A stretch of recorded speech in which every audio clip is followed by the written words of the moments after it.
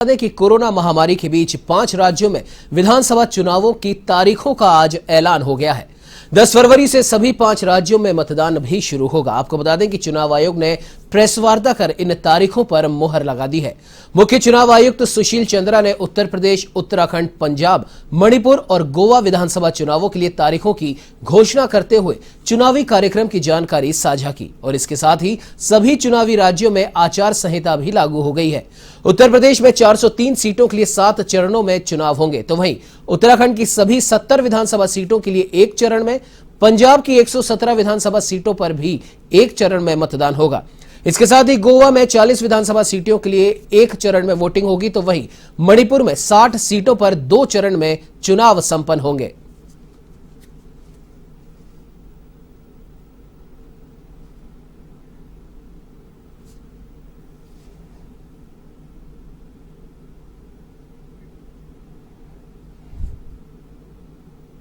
उत्तर प्रदेश समेत 5 राज्यों में होने वाले चुनाव की तारीखों का ऐलान आज चुनाव आयोग ने अभी से थोड़ी देर पहले कर दिया है। 5 राज्यों में होने वाले चुनाव की पहला जो चरण है वो 10 फरवरी से शुरू होगा, जबकि आखिरी चरण 7 मार्च को जाके खत्म होगा। 10 मार्च को पोलिंग होगी और पोलिंग के बाद ही ये तय हो जाएगा कि इन 5 राज्यों में किसकी सरकार बन रही है। उत्तर प्रदेश, उत्तराखंड, पंजाब, गोवा और मणिपुर में होने वाले चुनाव 7 चरणों में संपन्न होंगे, जिसमें उत्तर प्रदेश के चुनाव 7 चरणों में होंगे, वहीं पंजाब, उत्तराखंड और गोवा के जो चुनाव है वो एक चरण में होंगे, जबकि मणिपुर का जो चुनाव होगा वो 2 चरणों में होगा। उत्तर प्रदेश का चुनाव काफी अहम है। 403 विधानसभा सीटों पर होने वाले चुनाव इस बार तय करेंगे कि 2017 में भाजपा ने प्रचंड बहुमत से जिस तरह से सरकार बनाई थी, इस बार क्या उसको वो फिर से कामयाब होगी सरकार बनाने में, या फिर दूसरी पार्टी, वो चाहे सपा हो, बसपा हो और या फिर कांग्रेस हो, वो फिर से अस्तित्व में आएंगी। लेकिन इन 5 राज्यों में जिस तरीके से कोरोना गाइडलाइंस के तहत आज यह भी बताया गया है कि 15 जनवरी तक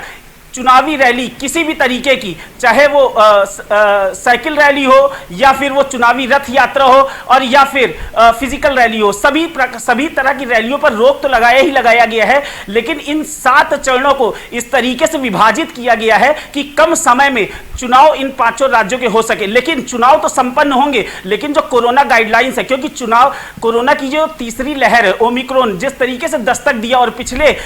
10 दिनों में जिस तरीके से हमने देखा उत्तर प्रदेश में प्रचंड लहर फिर से ओमिक्रॉन की शुरुआत हो गई है। इन 1 महीने के अंदर, यानी कि 10 फरवरी से 10 मार्च तक ये जो 1 महीने का चुनावी संगम होगा वो किस तरीके से होता है, क्योंकि इन 1 महीने के दौरान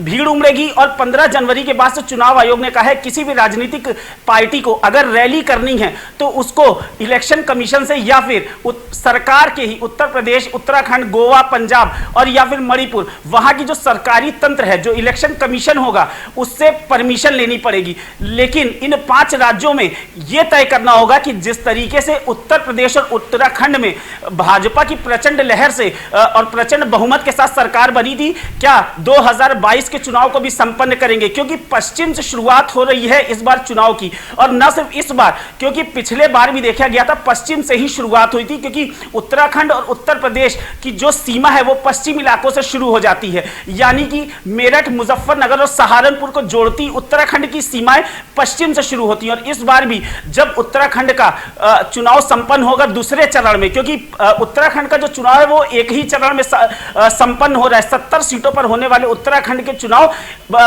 दूसरे चरण, उत्तर प्रदेश का जो दूसरे चरण का मतदान होगा यानी 14 फरवरी को, उसी दिन मतदान उत्तराखंड के लिए भी होंगे। लेकिन समझने वाली बात यहां पे यह है कि 403 विधानसभा उत्तर प्रदेश समेत 690 विधानसभा के विधानसभा सीटों पर चुनाव होने हैं 1 महीने के अंदर। जरूर कुछ ऐसी चीजें होंगी जिन पर चुनाव आयोग जो है वो कड़ी निगरानी होगी, जैसे कि माफियाओं को अगर कोई पार्टी टिकट देती है तो वो क्या उनका सारा जो भी कट्टा चिट्टा है, जो भी रिकॉर्डों में दर्ज उनके कारनामे हैं, उसको पार्टियां किस तरीके से अपने जो चुनाव का प्रोटोकॉल है जिसमें फॉर्म वगैरह भरे जाते हैं उसमें कैसे दिखाते हैं राजनीतिक पार्टियां। दूसरा, चुनाव कोरोना काल में हो रहा है, है, इसलिए कोरोना काल से पहले और कोरोना काल के दौरान भी, क्योंकि पिछले महीने कोरोना की जब से तीसरी लहर शुरुआत हुई है उसके बाद से अगला एक महीना कैसा गुजरेगा। आज 8 जनवरी है और 10 फरवरी से चुनाव होने हैं। 15 जनवरी तक सभी प्रकार की रैलियों पर भी रोक लगाई गई है, चुनावी यात्राएं नहीं होंगी। 15 जनवरी के बाद 10 फरवरी तक अगर किसी भी प्रकार की रैली होती है तो उसके लिए सरकार से परमिशन लेनी पड़ेगी। इसके अतिरिक्त वर्चुअल संवाद, क्योंकि वर्चुअल संवाद अगर बात करें तो वर्चुअली संवाद के मामले में भारतीय जनता पार्टी दूसरी पार्टियों से कुछ मजबूत जरूर नजर आती है, क्योंकि जो आईटी सेल है वो बीजेपी का काफी मजबूत है। लेकिन अगर कांग्रेस जैसी पार्टियों की बात की जाए तो उत्तराखंड में जिस तरीके से 5-5 साल की सरकार बनती है, ओवर टू कम होने के लिए कांग्रेस की सरकार इस बार रेडी है। लेकिन भारतीय जनता पार्टी ने उत्तराखंड के अंदर 3 मुख्यमंत्रियों को बदला है और पुष्कर सिंह धामी के आने के बाद कहीं ना कहीं भारतीय जनता पार्टी का जो तिलिस्म था वो फिर से मजबूत होता नजर आ रहा है, क्योंकि पुष्कर सिंह धामी ने इन 3 माह में जितना काम करके उत्तराखंड को दिखाया है, वहां के लोगों में एक नई ऊर्जा और एक नई उमंग आई है कि ये युवा मुख्यमंत्री शायद आगे 5 साल हमारे साथ रहेगा तो कहीं मजबूत करेगा उत्तराखंड को। लेकिन अगर बात करें हरीश रावत की, तो जिस तरीके से पिछले 5 साल की सरकार में हरीश रावत भी दूसरे मुख्यमंत्री उत्तराखंड के बने थे, लेकिन उत्तराखंड में मुख्यमंत्री बदलने के बाद कांग्रेस ने जिस तरीके से हरीश रावत की आगवानी में चुनाव को संपन्न कराया था, जिस तरीके से उनके कार्यकाल में वहां पे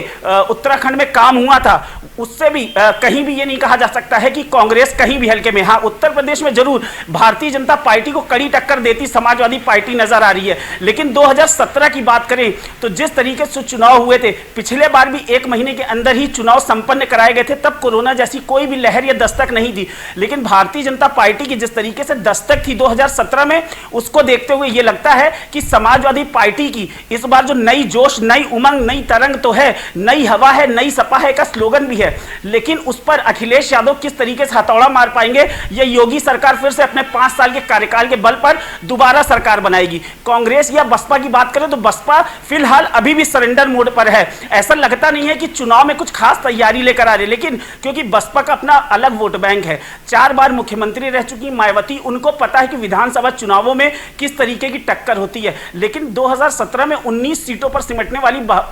बहुजन समाजवादी पार्टी के लिए इस बार 19 सीट लाना बहुत मुश्किल दिख रहा है। कांग्रेस जरूर एक्टिव मोड पर है और भले ही वो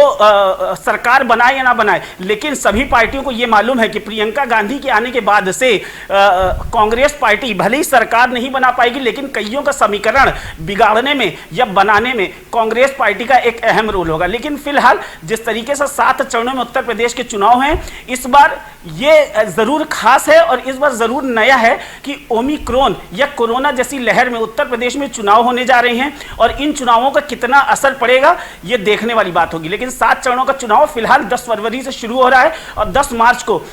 उत्तर प्रदेश को, उत्तराखंड को, पंजाब, मणिपुर और गोवा को अपना नया मुख्यमंत्री शायद देखने को मिलेगा और कई जगह ऐसा भी हो सकता है जहां पे इतिहास फिर से दोहराया जाएगा। वीडियो जर्नलिस्ट सनोज शर्मा के साथ अमरीश सिंह, 1 टीवी न्यूज, लखनऊ।